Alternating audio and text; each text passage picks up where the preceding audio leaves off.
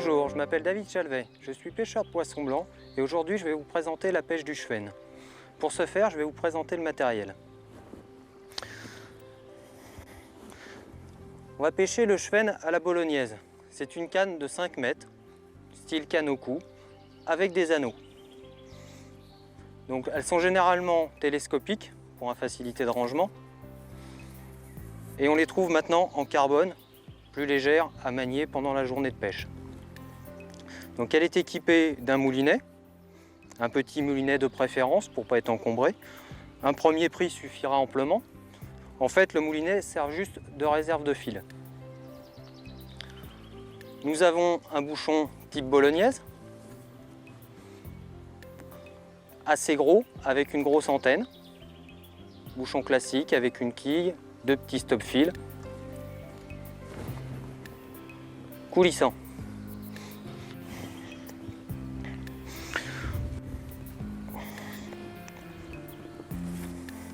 Le bas de ligne d'une quarantaine de centimètres va être monté en 12 centièmes. Stoppé par un émerillon, la plombée classique, suivi du flotteur. L'émerillon, personnellement, je préfère un émerillon à baril, type émerillon carpe. Éviter les agrafes, ça évite que le fil s'en mêle dans l'agrafe. Les premiers plombs de la chevrotine, entre 0,5 et 1 g, vont être placés à distance supérieure à l'hameçon pour éviter les emmêlages. En ce qui concerne le flotteur, on va commencer avec des flotteurs de 2 g jusqu'à 6 g pour le chevenne en fonction du courant. Donc en petit matériel, vous avez besoin d'hameçons, entre 12, hameçons de 12, hameçons de 14, des petits émerillons barils,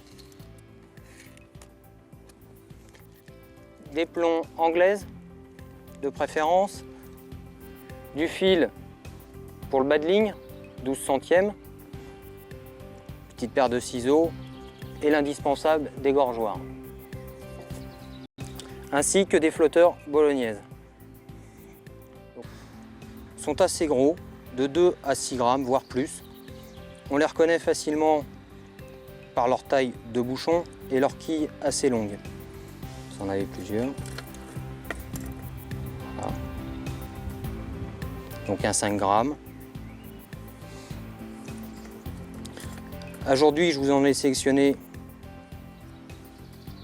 différents grammages. Un 2 g,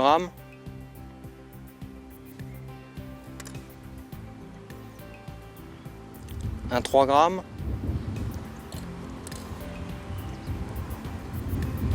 et un 4 g. J'aime bien les bouchons avec des antennes assez grosses car le chevenne se pêche dans le courant et on voit mieux les touches.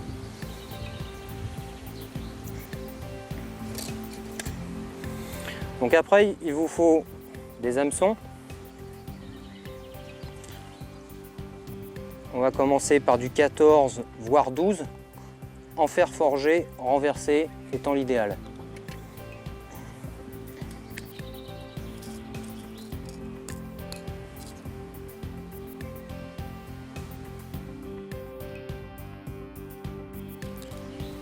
Hein.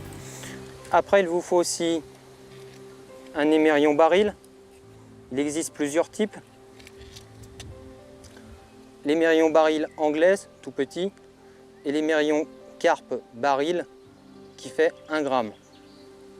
Personnellement, je préfère les émerillons carpe qui permettent de remplacer un plomb au niveau de l'émerillon.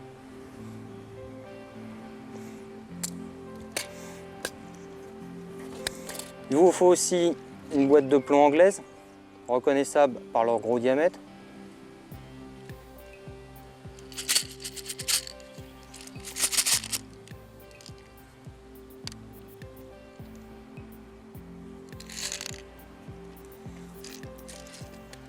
Du fil pour le bas de ligne, 12 centièmes, qui équivaut à 1,7 kg.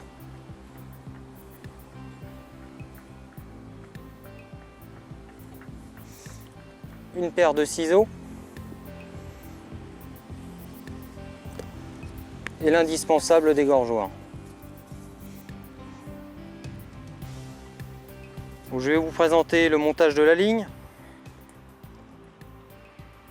Donc le corps de ligne va être en 16 centièmes, le bas de ligne en 12, d'une quarantaine de centimètres. Donc un moulinet classique, de petite taille de préférence, il sert juste pour une réserve de fil. Donc le bouchon aujourd'hui de 2 grammes, coulissant, en montage classique. Le bas de ligne,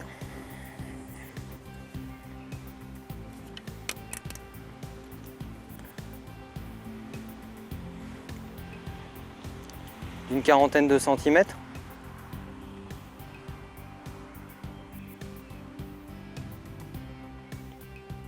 Avec un émerillon baril type émerillon carpe d'1 gramme. Et les plombs au-dessus de l'émerillon seront disposés à plus haute distance que la longueur du bas de ligne. Donc aujourd'hui, nous allons pêcher avec des èches, des asticots. Personnellement, je les garde un peu plus longtemps au frigo jusqu'à ce qu'ils commencent à devenir en chrysalide. On l'appelle gozer, car en cette période, les chevennes des fois préfèrent la larve qu'à l'asticot. Une boîte de maïs, indispensable, toujours dans la caisse de pêche. Du maïs que l'on achète en grande surface, premier prix, marche très bien. Donc une fois la canne prête, on va s'installer confortablement au bord de l'eau. Pour cela, soit on a une caisse à pied réglable, ou un panier siège, ou un siège suffiront. Pour les personnes qui ont des stations de pêche à pied réglable, il est important de bien régler les pieds pour avoir une bonne stabilité.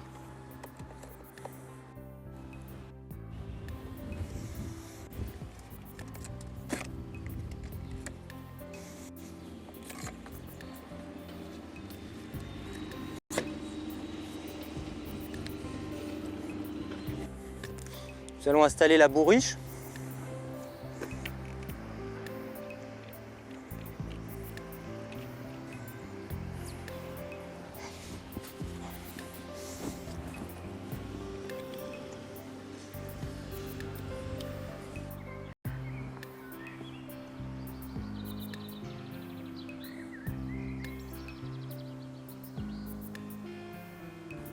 Nous allons préparer les puisettes.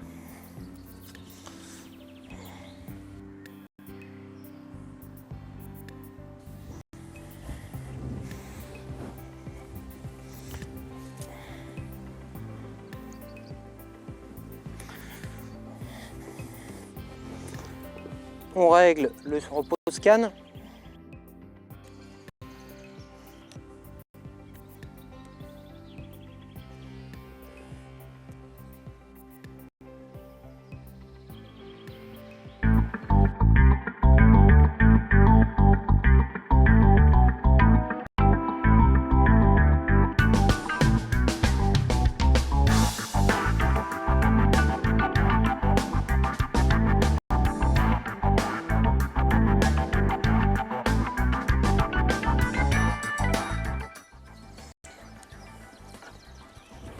Donc on va commencer par pêcher au maïs. Pour cela, on sélectionne un grain de maïs bien ferme qui ne se dépiote pas. Et pour la façon de l'accrocher, il y a quand même une petite astuce. C'est qu'on ne vient pas le piquer n'importe comment. On vient le piquer par le dessus. Et on essaye de le faire ressortir par le dessous.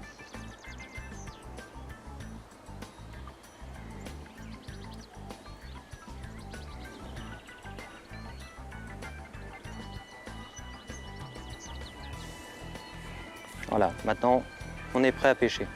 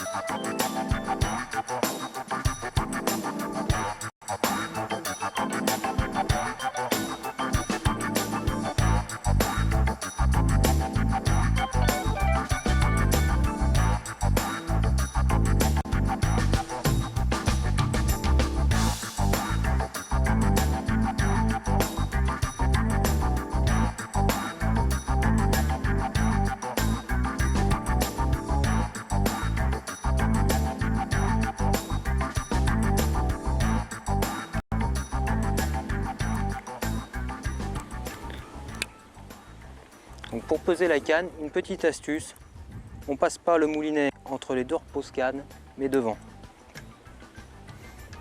En cas de ferrage, il y a juste à faire ça.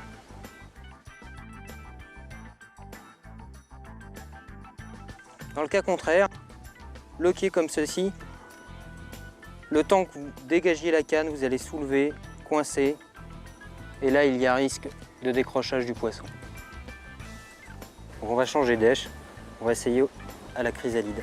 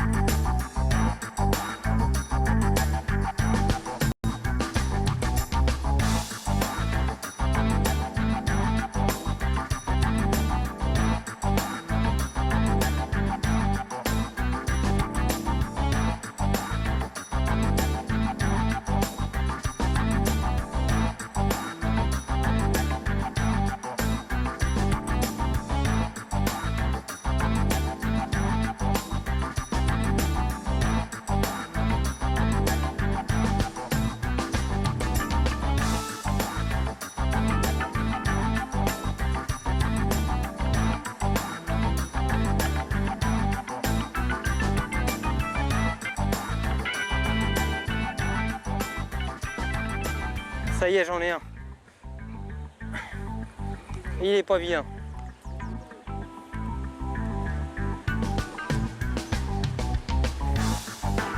Ah, il repart, hein.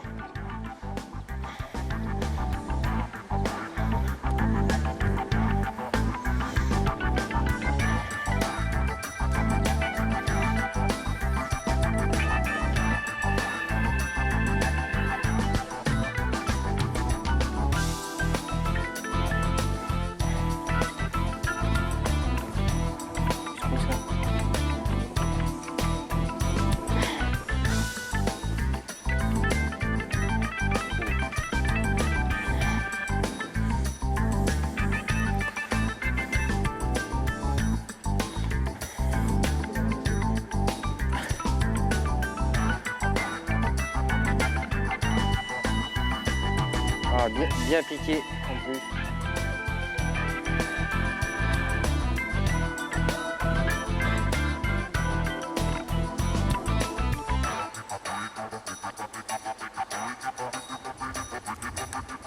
Voilà le chouenne, toute sa splendeur avec des grosses écailles, brun foncé, nageoire à l'arrière un peu rougeâtre et surtout sa grosse bouche.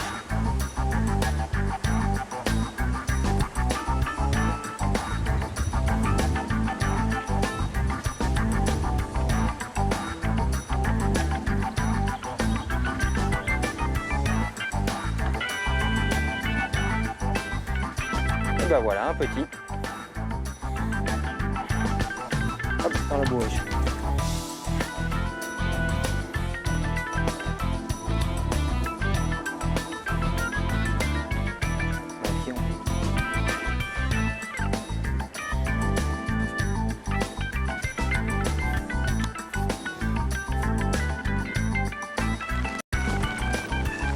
Oh, ça c'est pas un cheven ça. Ça vient trop facilement.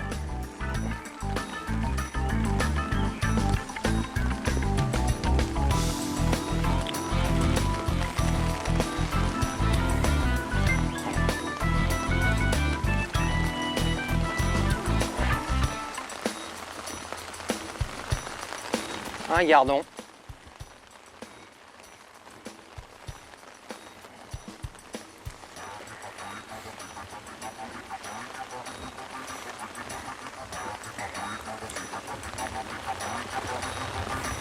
Un gardon au maïs.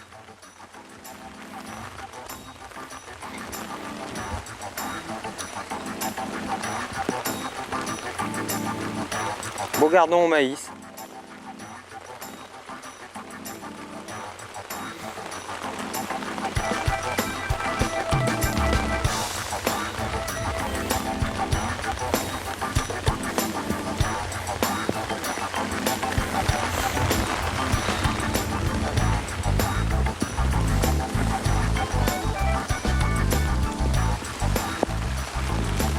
Bon, on va continuer au maïs.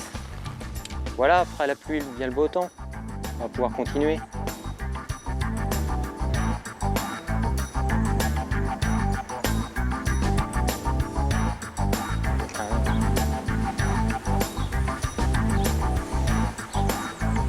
Oh, ça se bagarre. C'est pas un cheven ça.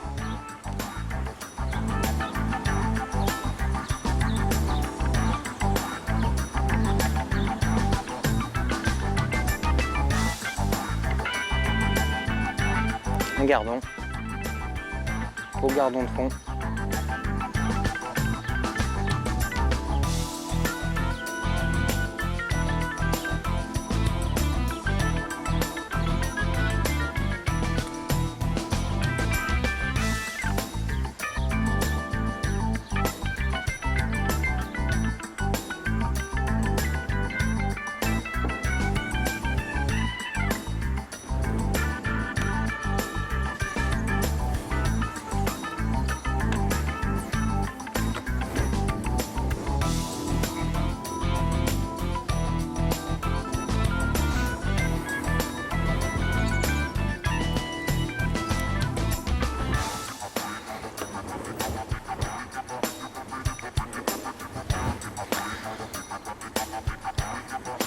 Un beau gardon.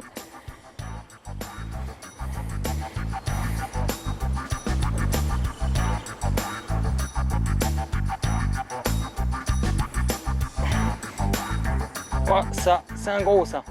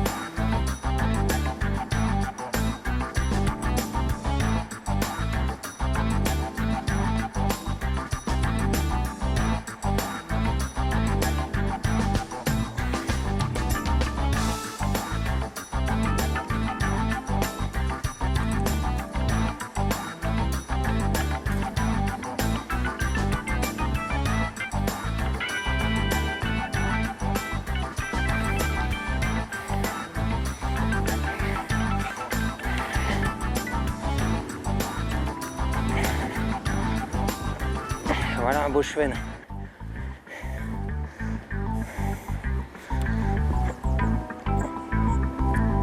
Ah. Voilà qui est beau.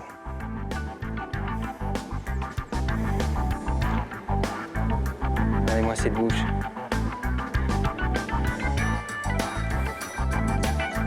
Bien piqué sur le bord.